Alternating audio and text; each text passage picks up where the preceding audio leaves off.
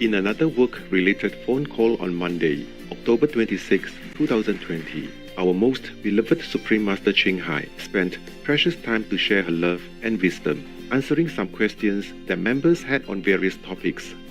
Today, we are blessed to present the insightful call conference entitled, We All Have a Duty to Protect Ourselves and Others, Part 1 of 6 on Between Master and Disciples, given in English.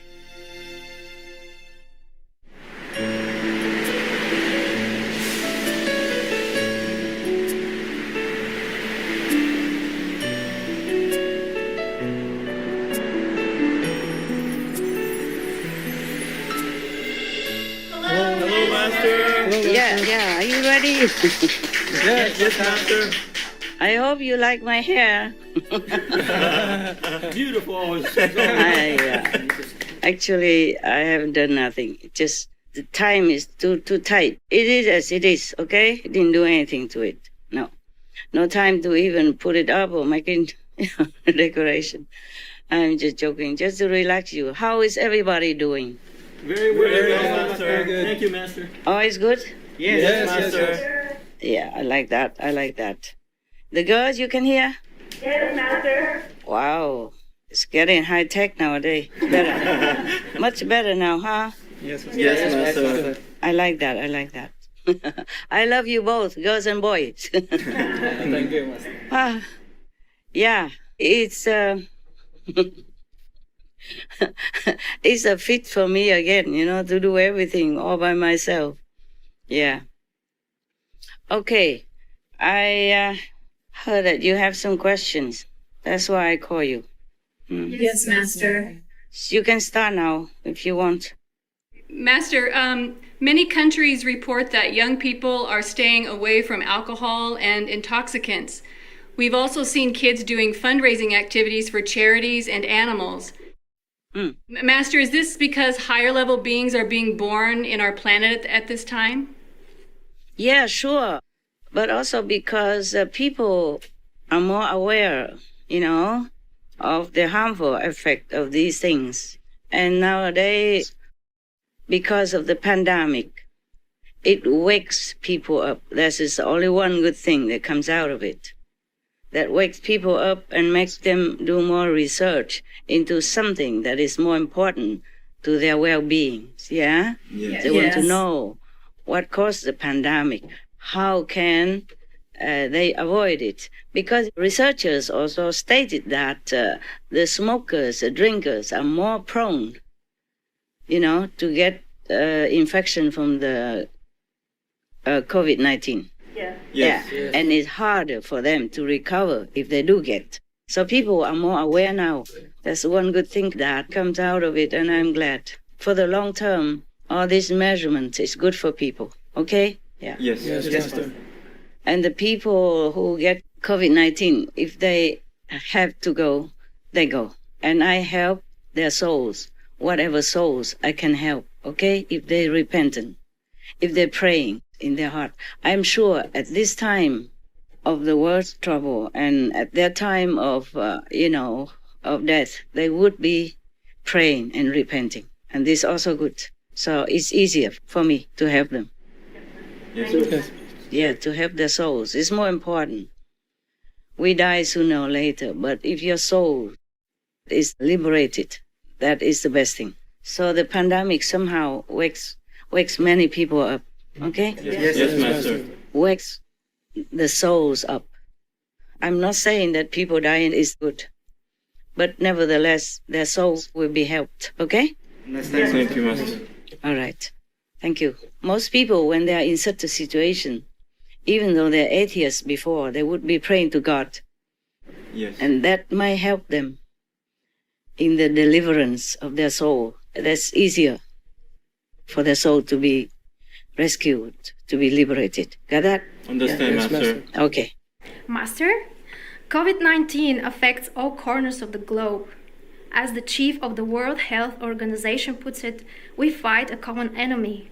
We have seen more cohesive efforts in the world, for example, debt relief of underprivileged nations and collaboration of medical treatment research, etc.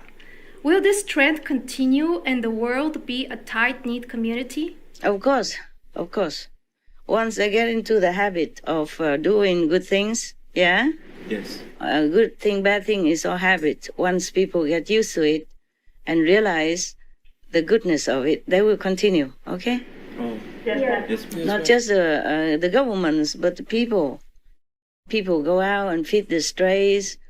People go out to help the neighbors, go out of their way.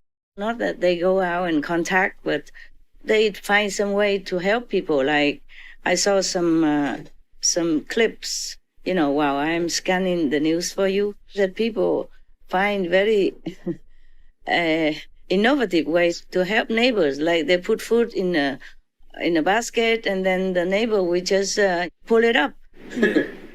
Yeah, or whatever they need, they do that. It's very good.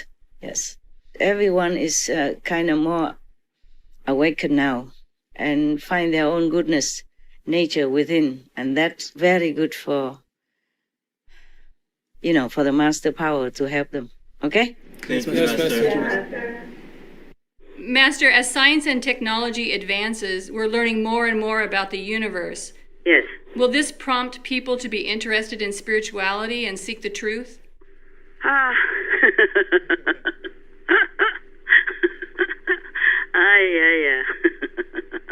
I want to ask you the same question. Okay. We hope, we pray. Okay. Yes, we pray because in many other planets, in the universes, people are very, very highly advanced in technology and science and all sorts of material comfort. But that doesn't make them, eager to seek any spiritual way of life. Okay? Yeah. Yes, Master. Yes, Master. Master, when we pray for world vegan, world peace, should we visualize the world we would like to see? For example, a vegan world where humans live in harmony with nature, clean oceans and rivers, and fields and forests of organic fruit and vegetables to feed the world.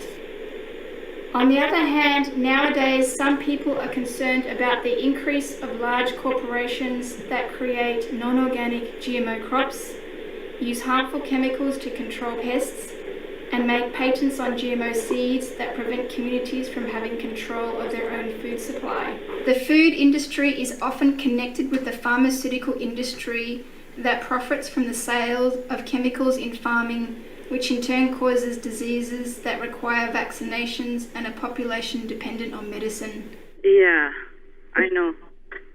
With such corporations taking control of the world's food supply, including lab-grown and vegan meats, is this something we should be worried about as we move forward into a vegan future? Or will it be that once the world goes vegan and the killing energy is lifted, then everything will naturally correct itself no matter what? Yeah, I know. We can just pray, okay? Okay. Yes, Master. Because as the world is more uplifted in their consciousness, maybe those things will become less and less, yeah? Yes. Yes. And people might be more aware of what is good and what is not, yeah? Yes. Right now, we cannot take care of all the problems. This world will have one set of problems or another set of problems because people are not highly developed spiritually, okay? Yes, Master. But as long as the world becomes vegan and the animals suffer less, okay, no more suffering and no more war, then people will have more conscience, yeah, awakened and more intelligence regained, yeah? Yes, Master. And then we hope that the world is getting better and better. I'm just telling you, on one hand, I was crying so much, almost daily for the animals that's suffering whenever I see this cruelty. But on the other hand, if I'm out of that, I always realize that this world is really just a very illusionary nature, and we just do what we can for those who are in a quagmire of sorrow and suffering and ignorance.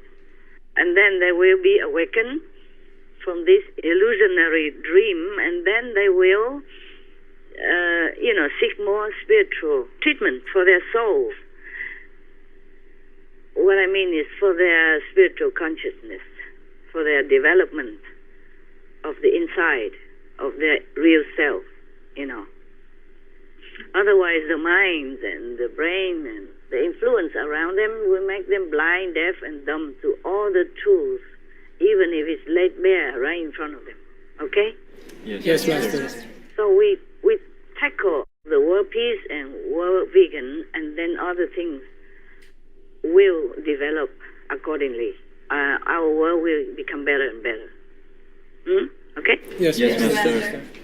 Master, the Trump administration has announced Sudan and Israel have agreed to normalize relations.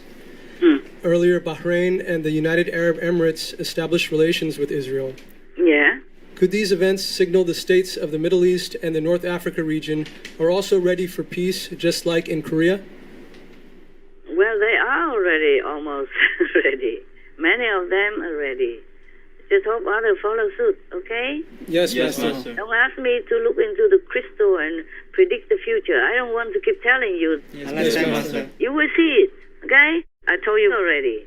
You will see. When the time comes, you will see what happens, all right? Yes, Master. Next one.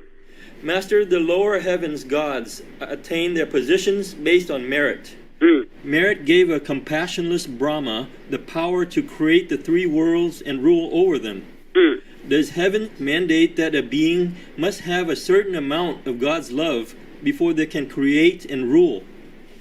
Oh, there are different things altogether. They have, but limited, okay? Yes, Master. It's just like you, the so-called disciples, studying with me, yeah? Yes. And I told you, okay, you have to do this, you do that. Not have to, but you should. Like being vegan, being compassionate, being loving and kind. But they are trying, okay? Yes. You will be trying. But that doesn't mean that is enough to be worthy. Yes. Except relying on the Master's grace to go up.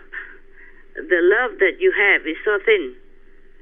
I mean, the so-called disciples, so thin, that they don't even realize that they don't have it. Okay? Yes, Master. Understand. So the Brahman himself also wants to have love, wants to do what the gods have advised him. But that doesn't mean his love is enough. Not enough. Besides, there are also lower heavens who don't have love at all. Okay? And then so they will create other things that tempt humans and animals to do wrong. Then they continue to control their souls and control the population forever, so that these souls will never be liberated and go up somewhere higher in the universe. Yes, Master. It's just like even Brahman himself, he doesn't want to relinquish his domain. And he argued with me. He said he wants to rule 93.9 worlds. I told you before, right? Yes, Master. Yeah. I say, but your ruling is a mess. And other gods is below you also doing bad things to keep the souls imprisoned forever. And whatever they did wrong is also part of your scheme, your fault, to make them do wrong. So I don't like your system. You either forsake it, follow me, or cooperate with me to rescue the souls, including yours, then I let you rule. But he did not want it. Greed makes him not want to relinquish his power, because once he is in it, he forgets. Just like sometimes people elected a leader, and they came in maybe with a big ideal. They think they have ideals or good intentions, but once they are in that power, they keep forgetting it, or exercise very little of their idealistic power, idealistic origin. And they will just go with the flow, and their subordinates, everybody, keep feeding them with other negative ideas and information that make them forget. And then they will just do wrong, forget their original ideals. This is not only Brahman alone, but there's also other lower gods in the lower levels, like the second god and the astral god. Yes. And the demons, the chief of the demons around astral, because the astral level, for example, some parts are heaven, some parts are hell, and demons. Therefore, the influence, it depends if the god has enough power to subdue it. It's not always, because the gods sometimes lose the battle to the demons. They're more overwhelming, because they already infused humans with all kinds of bad, negative qualities. So the humans also help them, invisibly or unknowingly. And then they will rely on all this negative force that backing them up to beat the heavenly God in the astral level as well. And that influence is also the second level. And the Brahman, due to his want to have power over many worlds, also will not have enough love and wisdom to refuse them or to defeat them. And that's how they all fall in together. Now, for example, in our world, we have good people, yeah? Yes. But we also have bad people. Yes. We have good governments and also not good governments. We have good presidents and also not good presidents. Therefore, our world is also a mixture of good and bad, same like the astral level. They have heaven and hell. You got it now? Yes, Master.